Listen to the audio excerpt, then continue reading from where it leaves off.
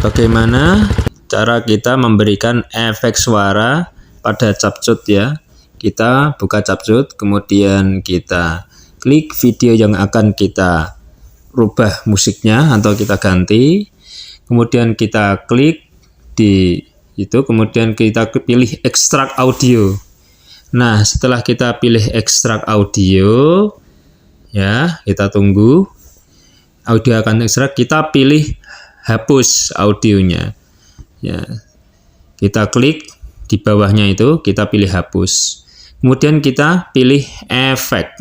Kita klik pilih efek. Nah, di situ ada berbagai macam efek. Saya akan memilih efek lalu lintas. Nah, saya akan memilih yang di bawah. Saya akan memilih efek suara kendaraan motor. Ya, nah, kemudian kita akan coba. Ya, kita coba bagaimana. Kemudian kita bagi suaranya, kita potong, ya, kita sesuaikan, kita hapus yang tidak terpakai. Nah, seperti itu, ya.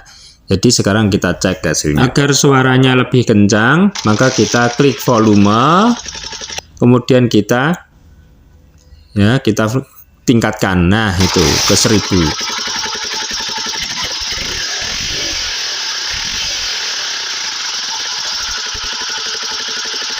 Jadi langkah ekstrak audio, hapus, kemudian berikan efek, kemudian klik volume, tingkatkan suaranya. Terima kasih, jangan lupa like and subscribe.